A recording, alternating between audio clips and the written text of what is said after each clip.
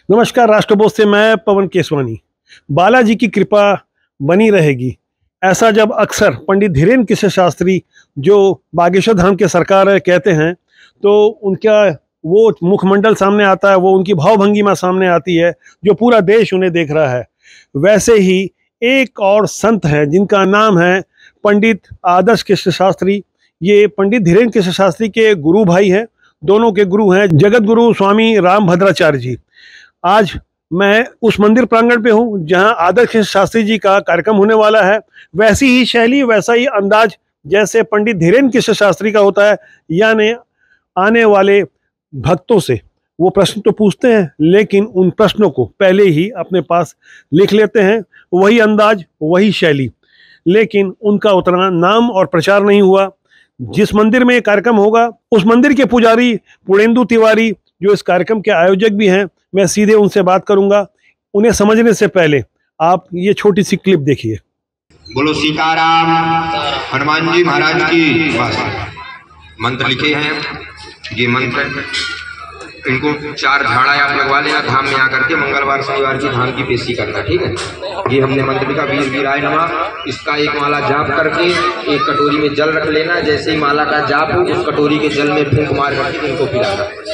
पंडित जी, आप बताएंगे कि जो आदर्श कृष्ण शास्त्री जी का कार्यक्रम भिलाई के इस्पात नगर में होने जा रहा है, इस आयोजन के बारे में बताएंगे और उनके बारे में कुछ बताएंगे।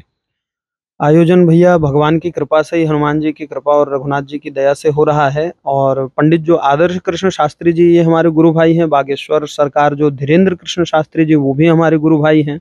दोनों पर गुरु जी की कृपा है, दोनों पर सन्यासी बाबा की कृपा है, और दोनों का कार्य एक ही है, एक समान है। आप आकर देख सकते हैं, यहाँ अपनी समस्या का निराकरण कर सकते हैं।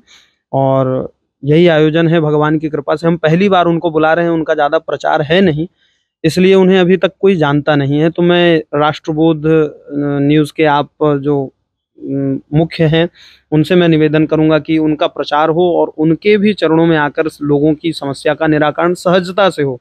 क्योंकि पंडित धीरेन्द्र कृष्ण शास्त्री जी जो देश विदेश में उनकी ख्याति है, उन तक लोग पहुंच नहीं पाते हैं। और यहाँ जो आदर्श कृष्ण शास्त्री जी आ रहे हैं, इन तक प्रत्येक व्यक्ति को पहुंचने का मौका मिलेगा और प्रत्येक व्यक्ति की समस्या का हल होने का ये हम गारंटी के साथ कह सकते हैं। हमने वो वीडियो क्लिप देखी, आदर्श कृष्ण शास्त्री जी को हम समझने की कोशिश कर रहे थे। पहले मुझे भी उनके बारे में कुछ ज़्यादा जानकारी नहीं थी, लेकिन जब मैं पंडित धीरेन्द्र कृष्ण शास्त्री जी से रायपुर के गुड़ियारी में मिला, रूबरू मिला, मेरी उनसे बात भी हुई और समझने की कोशिश किया। जो भाव भंगिमा थी, जो उनका प्रस्तुतिकरण था, और जो सनातन के प्रति उनकी आस्था थी, और खुल के हिंदुत्व के लिए, हिंदू राष्ट्र के लिए जो बातें करते थे, वह कुछ वैसा ही अंदाज आदर्श कृष्ण शास्त्री जी का है।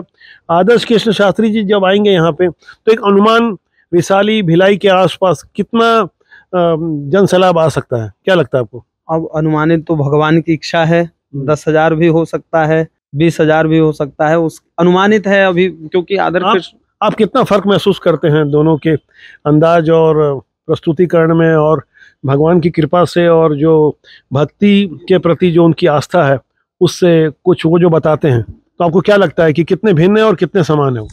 भिन्नता तो हमें लगती ही नहीं, क्योंकि हमारे गुरु भाई ही हैं और दोनों को हमने करीब से ही देखा है। पंडित धीरेन्द्र कृष्ण शास्त्री जी हैं, आदर्श कृष्ण शास्त्री जी, दोनों को हमने एकदम करीब से देखा है।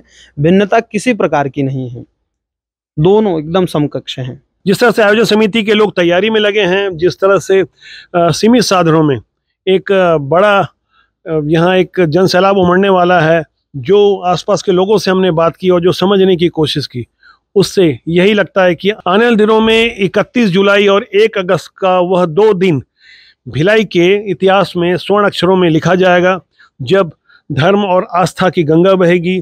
जिस तरह से सनातन का प्रचार होगा और जिस तरह से लोग समझने की कोशिश करेंगे कि किस तरह से आदर्श कृष्ण शास्त्री जी लोगों के बीच अपनी बातों को रखते हैं और लोग उन्हें समझते हैं। राष्ट्रबोध के लिए कैमरा सहयोगी प्रांजल यादव और राकेश साहू के साथ मैं पवन केसवानी।